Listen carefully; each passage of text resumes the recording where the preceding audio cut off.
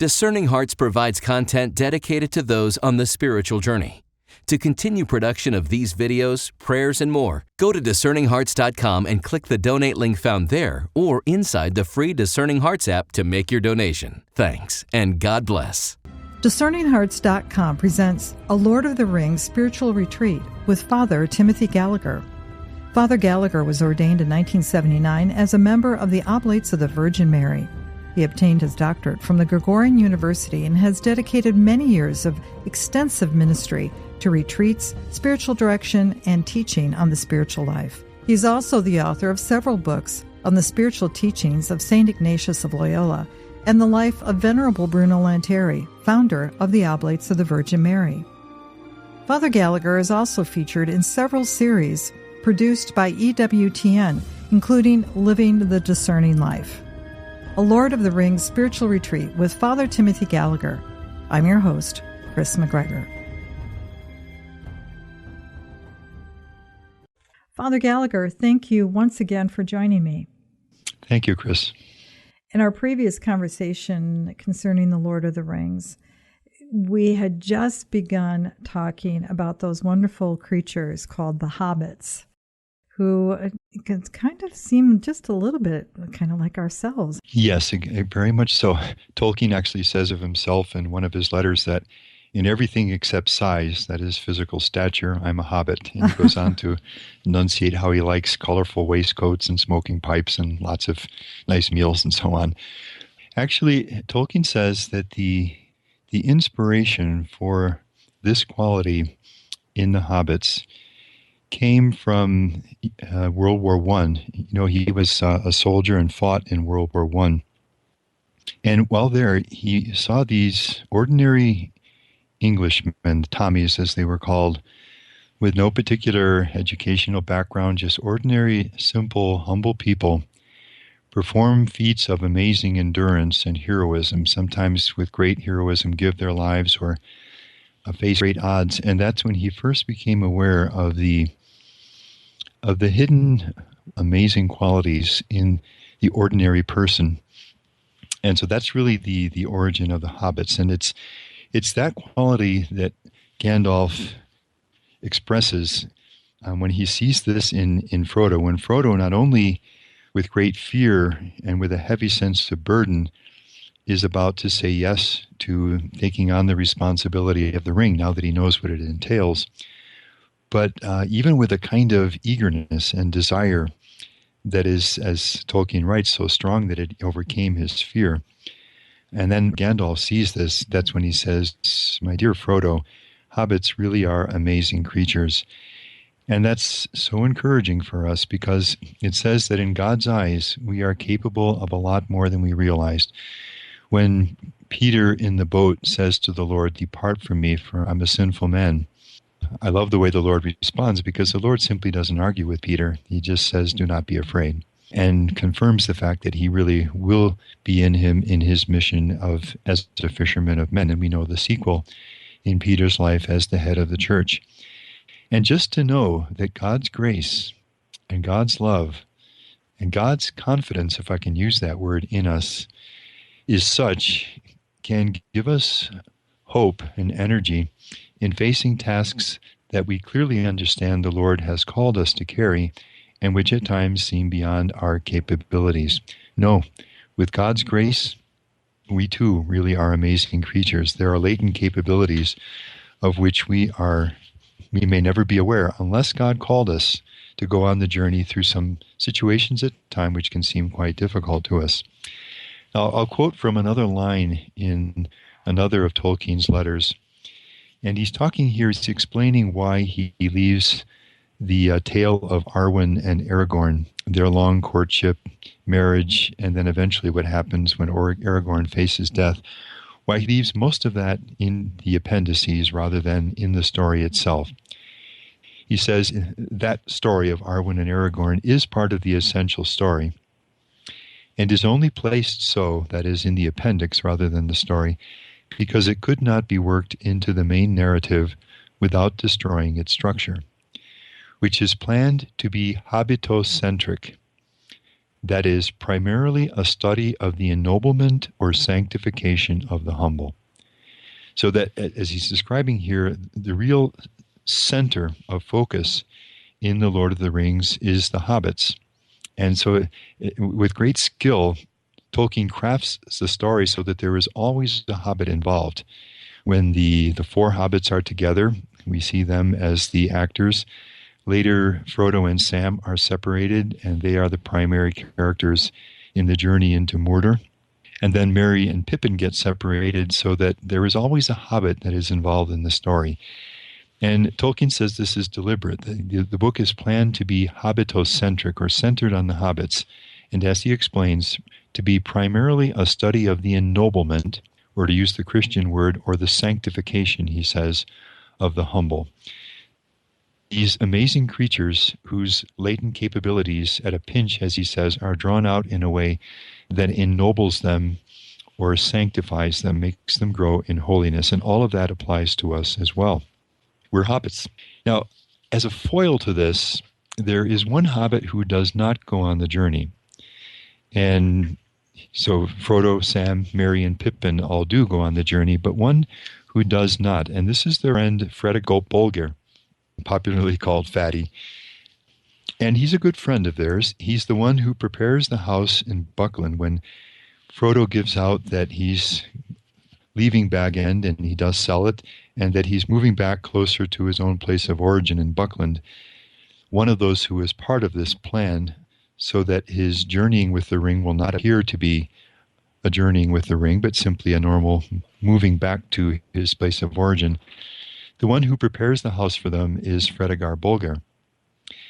And now the point, they've gathered at the house, and they are on the verge of the next stage of the journey, which is going to take them into the Old Forest, which is a place of great fear for the hobbits. And Frodo says this, but that can only mean going into the Old Forest, said Frodo, horrified. You can't be thinking of doing that. It is quite as dangerous as Black Riders. And Merry answers, no, it does seem like the best way. With luck, we might get a considerable start. But you won't have any luck in the Old Forest, objected Frodo. No one ever has luck in there. You'll get lost. People don't go in there. And Merry, who is leading things at this point, insists that they really do need to do that. Well, do as you think best, said Frodo. I am more afraid of the Old Forest than of anything I know about. This is one who is afraid of the journey. And he's a good man, or a good hobbit, as we'll see. The stories about it are a nightmare, but my vote hardly counts, as I am not going on the journey. Still, I am very glad that someone is stopping behind, who can tell Gandalf what you have done when he turns up, as I'm sure he will before long. And Tolkien elaborates. Fond as he was of Frodo, Fatty Bolger had no desire to leave the Shire, nor to see what lay outside it. So he has no desire. He desired to help, certainly, but not to go on this journey. His family came from the East Farthing, so on, but he had never been over the Brandywine Bridge. His task, according to the original plans of the conspirators, that is, the four hobbits, was to stay behind and deal with inquisitive folk, and to keep up as long as possible the pretense that Mr. Baggins was still living at Crickhollow, where the house is. He had even brought along some old clothes of Frodo to help him in playing the part. They little thought of how dangerous the part may prove, because eventually the Black Riders do come to the house in the hope of catching Frodo there.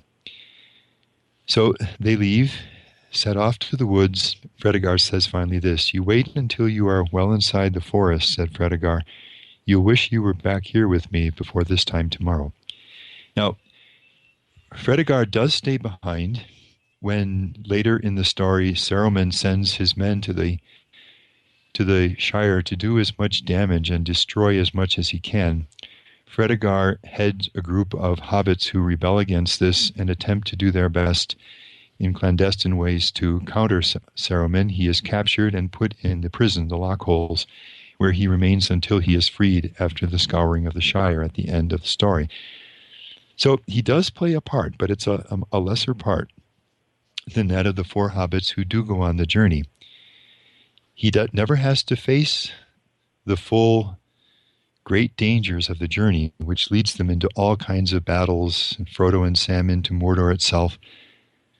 but he will never grow in the same way as the other four. That's what God is offering us. If we say yes to the call, to the responsibilities God has called us to carry, as I was saying before, in our marriage, in our families, in our work, in our respective vocations and service in the church, then we will face burdens. There will be struggles and difficult times along the way. But to use Tolkien's word, as we go faithfully through that journey, we will be ennobled or sanctified. Something in us will grow in stature as the four hobbits who go on this journey return, very different from the four hobbits who left the journey. It's interesting, isn't it, that Fatty, that's how I always think of him, as Fatty doesn't avoid a cross. Even though he did not want to enter into the journey, he could not avoid suffering, could he? No, because he's faithful. He's faithful within his own limits. And that's why I say I don't speak at all negatively of him. He stays in the Shire, does not go further, does not want to go further and face what will lie ahead of the other four. But within his own realm, he will do his best to support their journey, support their cause, and will pay a certain price for it.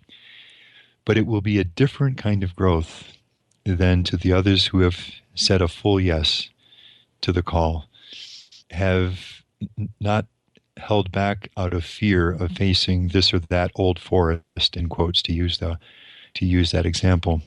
And consequently, having gone through the struggle and the occasional darkness, in the journey, grow correspondingly as God intends as they go faithfully through it, and find out in a way that Fatty never will, to the same measure, that hobbits really are amazing creatures, that they are capable of more than they ever realized when God calls them and they say yes to go forward on the journey to which he's called them.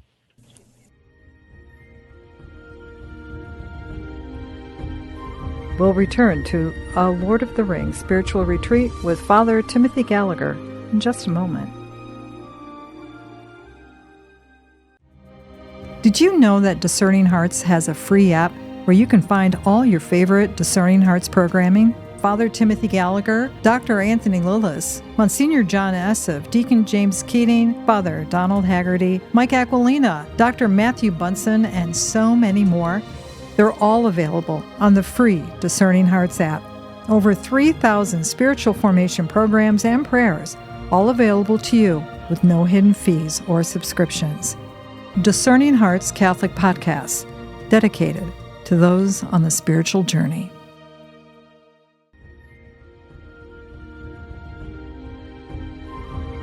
We now return to A Lord of the Rings Spiritual Retreat with Father Timothy Gallagher.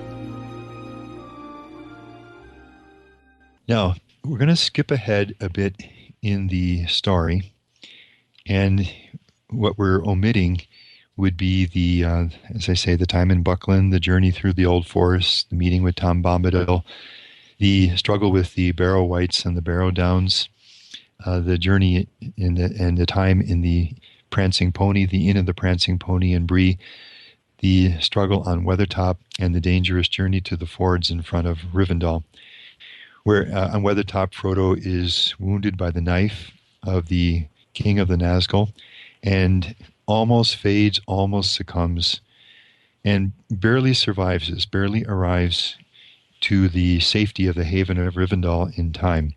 And through the skill of Elrond, the master of the elves and the great wisdom figure, through his skill in healing, is restored to health. And at this point, he is lying on his bed in the safety of Rivendell. Gandalf is seated in a chair beside him, and Tolkien writes this. Gandalf had moved his chair to the bedside and took a good look at Frodo. The color had come back to his face, and his eyes were clear and fully awake and aware. He was smiling, and there seemed to be little wrong with him. But to the wizard's eye there was a faint change, just a hint of transparency about him, and especially about the left hand that lay outside the coverlet. Still, that must be expected, said Gandalf to himself. He is not half through yet, and to what he will come in the end, not even Elrond can foretell. Not to evil, I think. he may become like a glass filled with a clear light for eyes to see that can. Already at this stage in the journey, Frodo is changing. He's growing. Something is being transformed in him.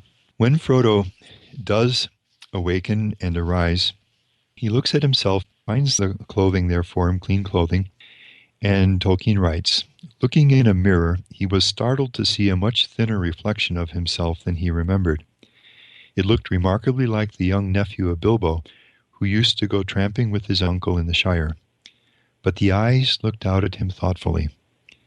Yes, you have seen a thing or two since you last peeped out of a looking-glass, he said to his reflection. The eyes looked out at him thoughtfully. And there you get just the glimpses of the change and the growth that is happening in Frodo.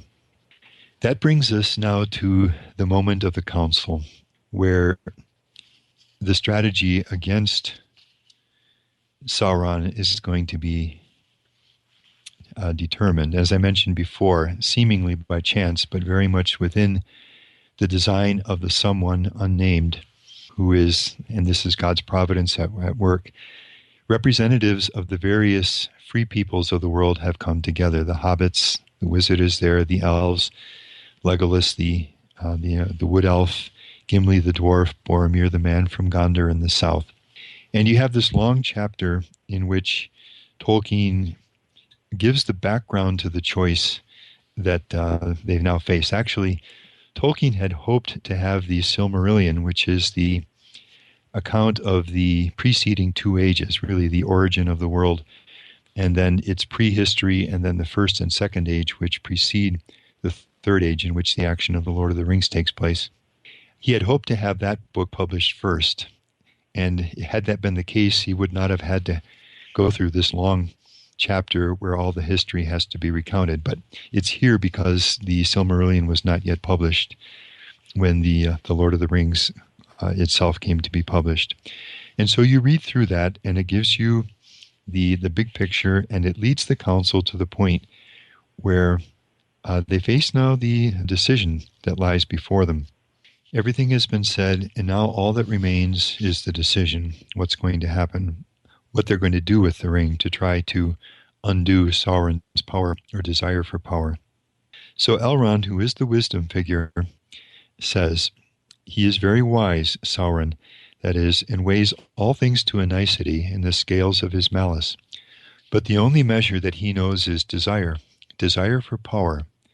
And so he judges all hearts. Into his heart the thought will not enter that any will refuse it, that having the ring we may seek to destroy it. This is really Sauron's great weakness, that evil can only view the world in terms of evil. It cannot understand the good. The good can understand evil, but evil can never understand good, and that will be the downfall of Sauron. If we seek this, that is, to destroy the ring, we shall put him out of his reckoning. At least for a while, said Elrond. The road must be trod, but it will be very hard, that is, to take the ring to the cracks of doom and throw it in and destroy it. Now, the reason the ring has to be taken there to the cracks of doom is because it was there in the second age that Sauron forged the one ring, the great ring. And so it is only in that fire that where it was made, the ring can also be destroyed. And the road must be trod, but it will be very hard, and neither strength nor wisdom will carry us far upon it. This quest may be attempted, and this is us now, this quest may be attempted by the weak with as much hope as the strong. Yet such is oft the course of deeds that move the wheels of the world. Small hands do them because they must, while the hands of the great are elsewhere. And that really is all of us. Bilbo at this point presumes that what they're saying is that as you, Bilbo, started this whole situation, you have to end it, and he's being asked to take the ring to the fire. And Gandalf indicates that Bilbo's part in this story, except as a recorder of the story, has passed. So Bilbo is relieved to find out that he's not being asked in his old age. And so he says, well, what do you mean by they? The messengers who are to be sent with the ring. And so Bilbo says, exactly. And who are they to be? That seems to me what this council has to decide, and all that it has to decide. Elves may thrive on speech alone, and dwarves endure great weariness. But I am only an old hobbit, and I miss my meal at noon. Can't you think of some names now, or put it off till after dinner?" No one answered. And now the real moment of choice is upon Frodo. Unfortunately, in the movie, if you remember, Peter Jackson describes this scene as a point when they all start very vocally arguing with each other. And actually in the book, it's exactly the opposite. There's a complete silence. They all sit together and no one speaks. Mm-hmm. The noon bell rang. Still no one spoke. Frodo glanced at all the faces, but they were not turned toward him. All the council sat with downcast eyes, as if in deep thought. A great dread fell upon him, as if he was waiting the pronouncement of some doom that he had long foreseen and vainly hoped might after all never be spoken. An overwhelming longing to rest and remain at peace by Bilbo's side in Rivendell filled all his heart. At last, with an effort, he spoke, and wondered to hear his own words. These are his own words. And wondered to hear his own words as if some other will was using his small voice. "I will take the ring," he said, "though I do not know the way." And again, this is packed. The words that he says are his own. It's a free response and a free yes to the call that he now realizes, this doom, as he says, that he had long foreseen and vainly hoped might be lifted from him. And in his heart, there's an overwhelming longing just to stay in the situation of peace and rest. All of these things we can relate to in the times when we are faced with similar choices to be faithful to the Lord. But again, you see the interplay of freedom and grace. At last, with an effort, there's the human effort, he spoke, and wondered to hear his own words. They're his own words, but they are his own words as if some other will. There you catch the traces of God's providence at work. As if some other will was using his voice. "I will take the ring, though I do not know the way." Tolkien in his letters refers to this moment at one point when he speaks about how grace is at work in Frodo's story at several points. And at this particular point, Tolkien writes, Frodo was given grace, in quotation marks, first to answer the call at the end of the council after long resisting a complete surrender. So that in Tolkien's understanding of his own story, the fact that Frodo, who has so long not wanted to do any more than get the ring to Rivendell and then give it into the hands of the wise and the greater people of higher stature than his own, who has long wished that this doom, as he calls it, might be spared him, who feels this overwhelming longing just to remain in the situation of peace and not to have to face the danger of the journey, the fact that he is able to accept the call, "I will take the ring, though I do not know the way," is a work of grace in his life. And that too speaks very really to something in our own hearts and our own lives. I think we can look back over our lives and see these moments. But it's also a great hope for us in the present that when the call is clear and it seems beyond us, something else is at work in us, something else that lifts us up, ennobles us, sanctifies us, and makes us capable of saying yes in a way that, humanly speaking, alone we never could do. And that is the mystery and the power of God's loving grace at work in our hearts. That's really the deep source of our confidence, not our own strength, certainly. I think again of Thomas More as he watches this situation evolving in England and sees the moment inexorably arriving when he must choose. He does everything he can. He keeps silence. He resigns his position as chancellor, does all that he can to avoid the moment of real test and proof. But when it comes, he makes the choice. He's faithful.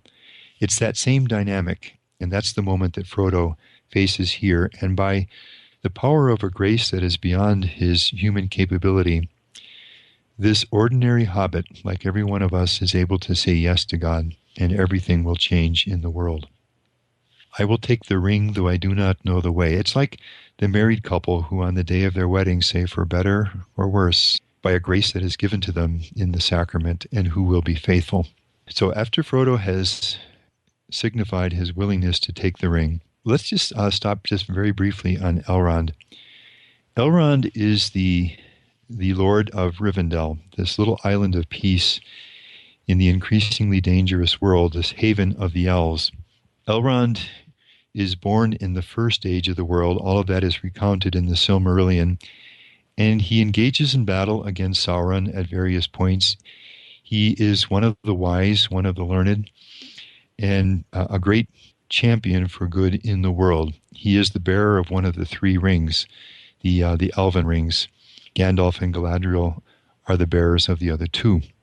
And if you think about it, you notice that Elrond never engages in war in The Lord of the Rings. I do have to say that the character who portrays Elrond in the movies, The Lord of the Rings, really doesn't get it too well.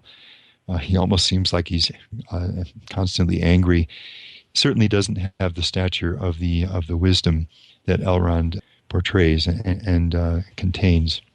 Elrond doesn't fight in war. His role in the service of good is to be the wisdom figure, the memory of all that is good in the world, the one who creates the place where those who are actively engaged on the journey can find rest and restoration and hope. It's almost like when we go on a retreat for a while, just to have the space to re-energize our energies in the service of the Lord. That's Elrond's role here. Elrond raised his eyes and looked at him, Frodo. "If I understand aright all that I have heard," he said, "I think that this task is appointed for you, Frodo." And there again, very, very quietly, you have the reference to the role of God. This task is appointed for you, Frodo. And that if you do not find a way, no one will, which is another powerful thing. This task is appointed for you. And that if you do not find a way, no one will.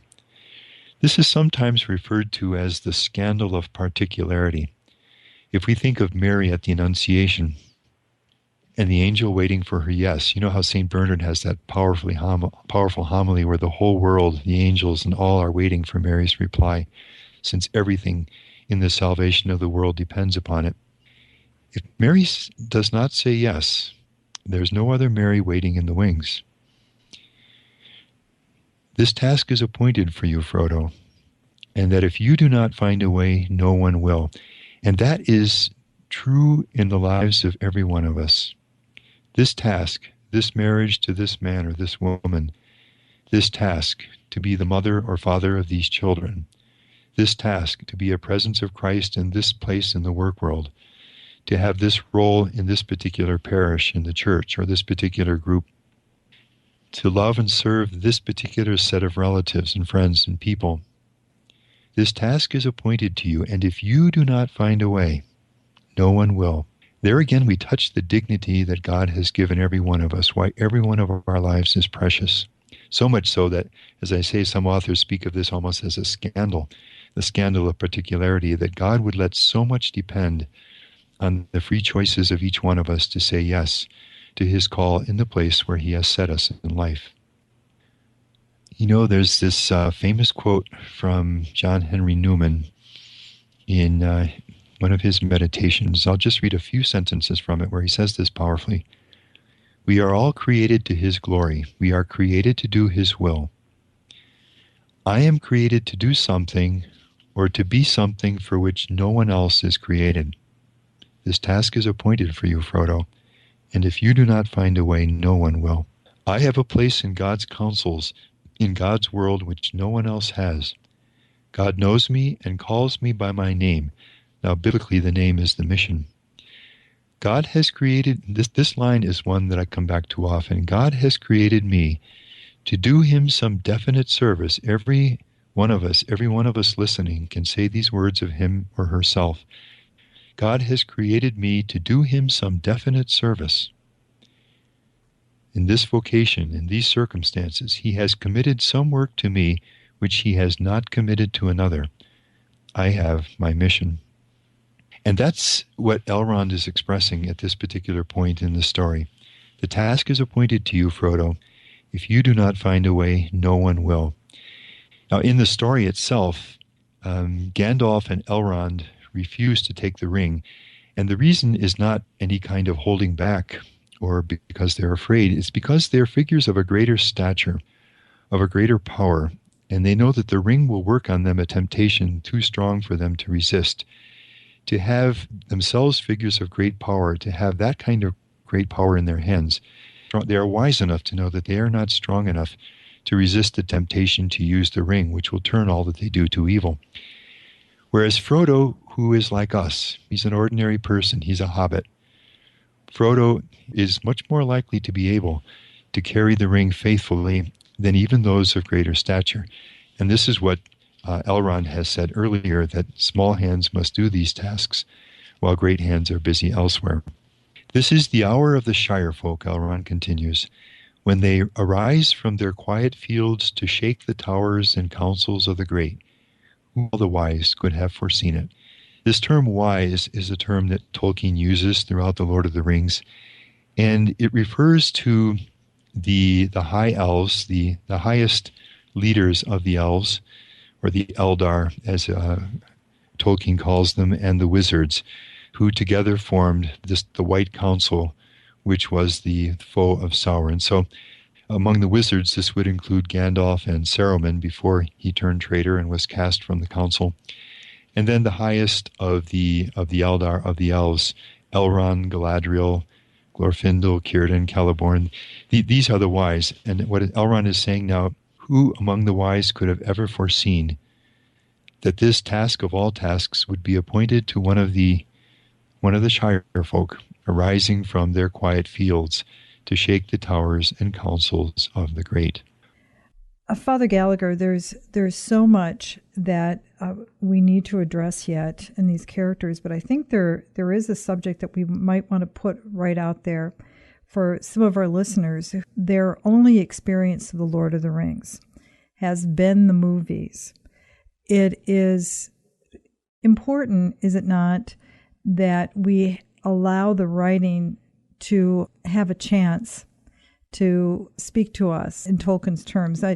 This happens quite often when this type of work that has such a richness to it is to make it into a feature film. And while the films have been really quite lovely, extraordinary works of art that have received a great deal of accolades, there have been some major, as you kind of pointed out in several instances so far, some rather strong liberties that were taken and really changed, unfortunately, some of the trajectory of where the story was going.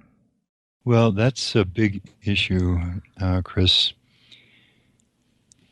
because a lot of things are at work in that.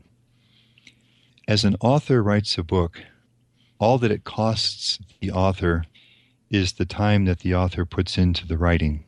But when a director makes a movie, he's spending millions and millions and millions of dollars, and he has to shape the movie in such a way that it's going to financially meet financially with it.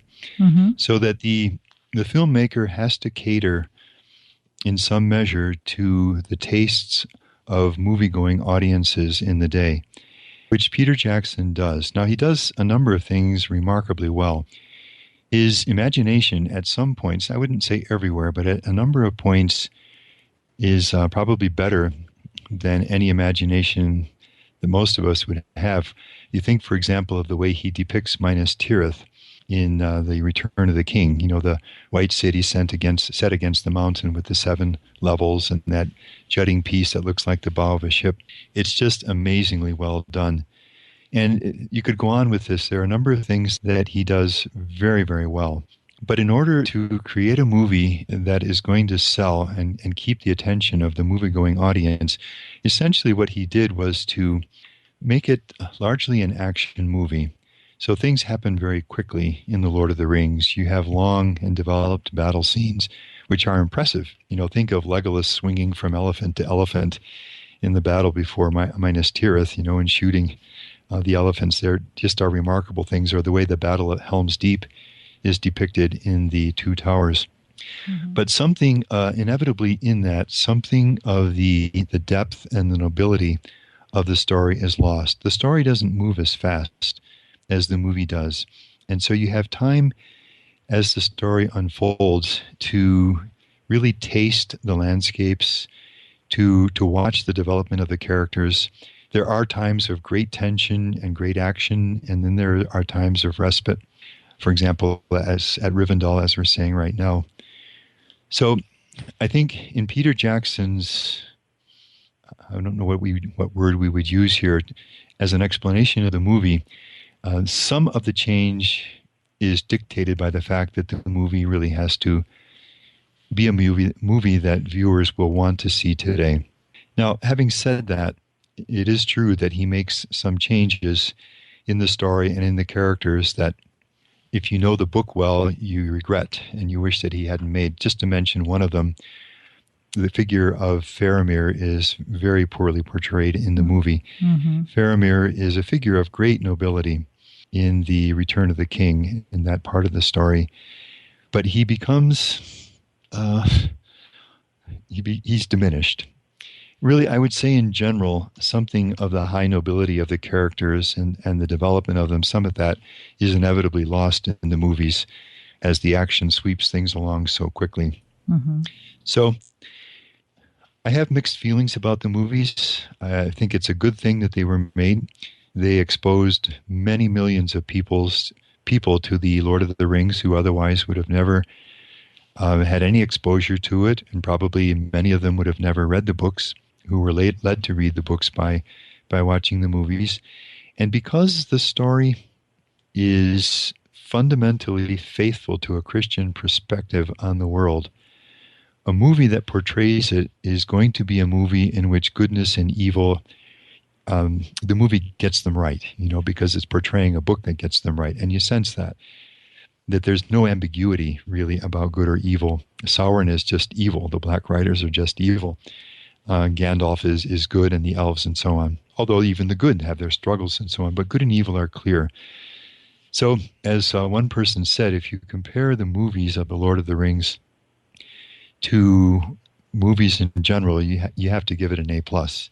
It takes what is one of the greatest works of literature and portrays enough of it, and with really consummate technical skill, that you get good movies out of it. But certainly it can't compare to the book. The kinds of things that we're looking at in the book, you won't get out of the movies. And that's why, as we're going through this, I'm really referring to the book and only very occasionally to the movie, because the real richness is in the book. In concluding this particular conversation, any final thoughts? The thought, I would say, that there is a task appointed for us too. And like Frodo, it's a task that no one else can do. Repeat again, this is one of the ways in which we see the amazing dignity that God has given every hobbit, every one of us who's just an ordinary person whose name is not in the paper, but whose life is precious in God's eyes and important in terms of the mission that God has given us. It's such a richness, and it's so encouraging just to reflect on that. Very well. Thank you very much, Father Gallagher. Thank you, Kris. You've been listening to A Lord of the Rings Spiritual Retreat with Father Timothy Gallagher. To hear and or to download this conversation, along with hundreds of other spiritual formation programs, visit discerninghearts.com, or you can find it within the free Discerning Hearts app or wherever you download your favorite podcasts. This has been a production of Discerning Hearts. I'm your host, Kris McGregor. We hope that if this has been helpful for you, that you will first pray for our mission, which is to offer authentic and rock-solid spiritual formation freely to souls around the world. And if you feel us worthy, please consider a charitable donation, which is fully tax-deductible, to help support our efforts. But most of all, we hope that you will tell a friend about discerninghearts.com and join us next time for A Lord of the Rings Spiritual Retreat with Father Timothy Gallagher.